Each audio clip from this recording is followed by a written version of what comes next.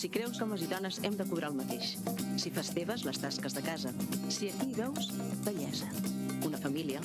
Aquí una dona valenta. I aquí també. Sí, ets feminista. Perquè no importa qui o com siguis. Si ets conscient que no tothom té les mateixes oportunitats, però crides perquè tothom pugui arribar a tenir-les, feminista.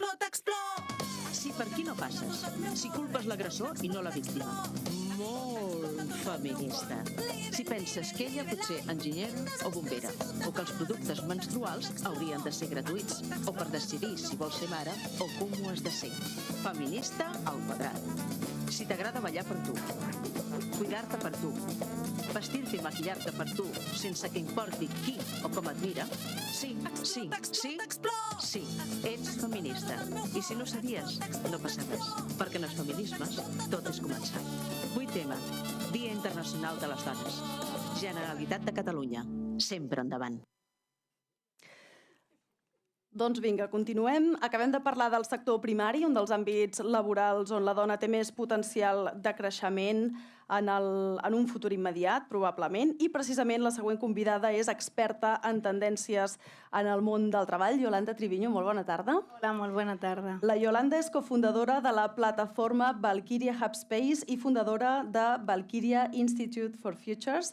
Explica'ns què són aquestes dues aventures amb les que t'has implicat breument. Bueno, breument, Valkyria és un hub.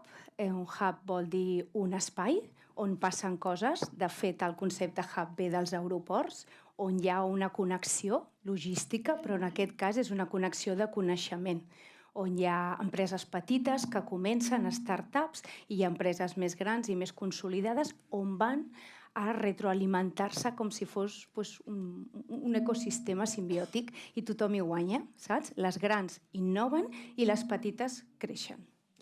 Doncs amb la Yolanda ens acostarem avui a la síndrome de la impostora, una síndrome que afecta, malauradament, moltes més dones que homes. Et deixo amb la teva presentació, Yolanda. Gràcies. Moltes gràcies. Doncs bona tarda a totes i a tots. Felicitats a les dones que ens acompanyeu, però sobretot als homes. Felicitats als homes perquè la veu de dona també és un tema d'homes. I jo sempre dic, no tindríem veu les dones si els homes no ens escolten, oi? O sigui que gràcies a tots els que esteu aquí aquesta tarda. Bueno, jo us vull parlar d'una dona. Una dona que amb 37 anys va sentir que el món li queia als peus. Es desmuntava el seu concepte de vida, personal i professional. Ja no tenia sentit. No es podia aixecar, aquesta dona no es podia aixecar a treballar.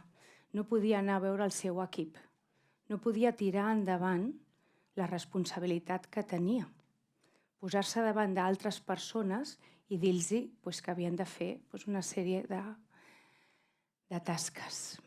I no era només això. I no només té a veure amb aquest síndrome de la impostora. És a dir, ara ho explicaré què vol dir aquest síndrome de la impostora que s'escolta, no? Hem sentit a parlar. No era només el dir em trec la màscara, sinó que és la sensació de estic perduda. Aquesta dona era jo, després de 37 anys de carrera professional, ascendent, amb moltes empreses, grans i petites, amb càrrecs de responsabilitat molt grans, i de sobte em vaig sentir a casa, tancada. No podia sortir. Les meves relacions personals i professionals s'havien parat. El telèfon no sonava.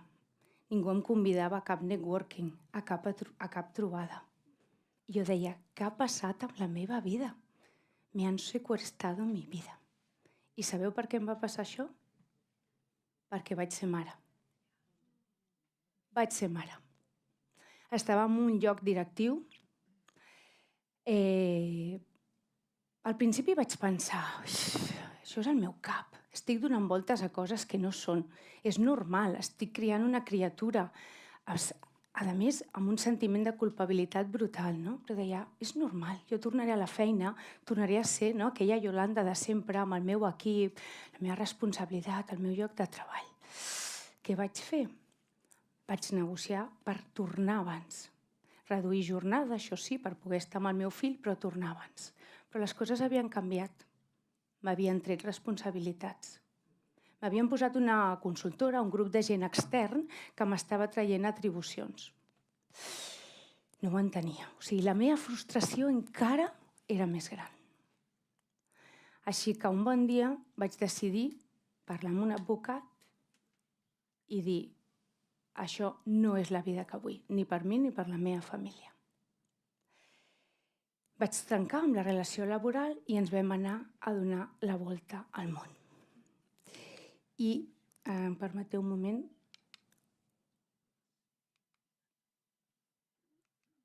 vale? És que cada un d'aquests aparells va diferent. Bueno. Bueno, no anirem directament aquí. Ok.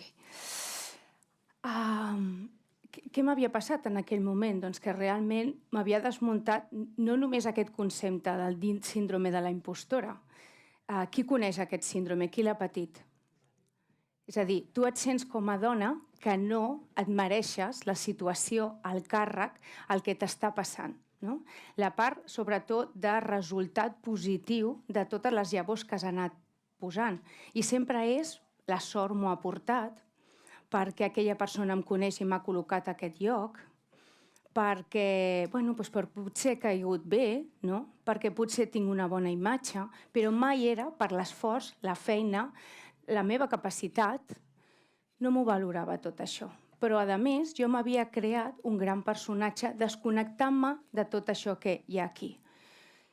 Hi havia una part d'educació i d'entorn que m'havia marcat, evidentment, perquè havia de ser la nena perfecta, la professional perfecta i la mare perfecta, en tots els sentits. M'havia desconnectat de mi, no sabia el que volia. I quan el món i l'entorn professional es va caure, no tenia sentit, no sabia cap a on anava. No em vaig centrar en les meves competències, les meves habilitats i què volia fer de tot això. I sobretot vaig entrar en un procés de por, no? D'autoexigència a mi mateixa. I això el que fa és que perds aquesta seguretat, vale? I aquest entorn. Em vaig donar compte que no era perfecta i el millor que podia fer era abraçar aquesta imperfecció. I com deia, me'n vaig anar a donar la volta al món amb el meu fill de 2 anys, el meu home, que va agafar també, era la seva pròpia feina, i va dir agafem aquests 3 mesos. I vaig començar a donar-li voltes al cap perquè m'encantava la innovació i m'encantava el que després va ser Valkyria Happyspace, que com veieu, Valkyria, les Valkyries, un nom també molt femení, i volia veure el món com es feia i de quina manera es treballava amb temes d'innovació.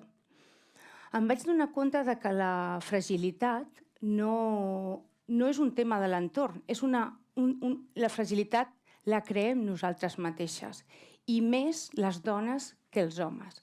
Per què? Perquè, com dic aquí, la fragilitat té una relació molt directa entre el sentir-nos vulnerables i la nostra capacitat de ser autèntiques. Sabeu quina és la diferència entre fragilitat i vulnerabilitat? La fragilitat és quan nosaltres connectem amb nosaltres mateixes i ens sentim fràgils interiorment, la nostra part més íntima.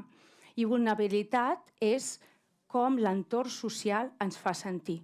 Jo potser em sentia fràgil per ser mare, i una mare jove, però la vulnerabilitat me la va crear l'entorn i tota la part professional que vivia. Em vaig donar compte, amb tot aquest procés que vaig viure, que el que havia de fer era centrar-me més, per això us volia parlar del futur del treball i menys en el síndrome de la impostora. El futur del treball és una manera de visualitzar com s'està transformant el treball. I, evidentment, avui en dia, les generacions, com veig aquí moltes, dels anys 60, 70, ens costa adaptar-nos a tots els canvis i la transformació digital que hi ha. Però això ja és una realitat i la pandèmia l'únic que ha fet és accelerar aquest procés. Amb la qual cosa, què ens planteja aquest futur del treball com a repte? Per les dones i pels homes. Però, evidentment, com sempre dic, les dones sempre tenim més reptes, no? Hem de posar en pràctica aquestes competències que formen part d'aquest futur del treball: l'empatia, la resiliència, la reinvenció i la connexió. Són les 4 habilitats que ara mateix, que em dedico a temes de talent i de transformació, són les que estan més valorades a tot arreu. I d'alguna manera aquest és l'estructura, que tot aquest procés de connexió, això és l'arbre de la vida, i tot aquest procés que jo vaig viure, el que em va ajudar és a reconnectar amb tota aquesta part d'autoconeixement que forma part d'aquest descobriment. De fet, tenim una plataforma d'emprenedoria femenina que es diu Valkyria Intech i tinc alguna participant que ha fet el programa aquí amb nosaltres. Gràcies per venir. I la part que més valoren i realment que veiem, que hem d'aprofundir més a cada programa, és la part d'autoconeixement i autolideratge, perquè és la part de seguretat, la part de treball personal i la part d'empoderament que necessitem més en tots els entorns, però especialment al professional. I avui en dia, amb les exigències que té el mercat laboral, ens està demanant cada dia més el posar en pràctica aquest autoconeixement i aquest treball personal que hem de fer. Jo no sé si quan allò que fem els deures al començar l'any, que pot ser al gener o pot ser al setembre, jo ho faig amb el curs escolar perquè tinc nens. Però què passa? Jo em faig una llista de quin recorregut vull fer aquell any. I recorregut normalment de transformació, que pot estar associat a temes esportius, a temes de connexió amb mi, amb temes de meditació i un retiro, o qualsevol espai que et permeti treballar aquest autoconeixement. És molt important que treballem les arrels d'aquest arbre de la vida, aquest autoconeixement. I el futur del treball té molt a veure amb això, perquè els líders desconnectats no són bons gestors de talent. I el problema que tenen la majoria d'empreses és que no poden fidelitzar aquest talent. A mi no m'agrada dir retenció, sinó fidelitzar i enamorar el talent. I el perden. Per què? Perquè no es veuen com a persones, no es treballen i això, el que tens a dins, es reverteix a fora com a professionals. D'aquesta part de les arrels aniríem a la part de propòsit, que és el tronc principal. I per què el propòsit? Perquè hem de tenir un propòsit amb tot. Em queden 2 minuts, així que he d'accelerar. El propòsit és el tronc. Així que jo m'imagino que feu el que feu o esteu en l'entorn que estigueu professional, heu de tenir un propòsit molt clar. Les branques són les connexions. Quina dona no li agrada relacionar-se?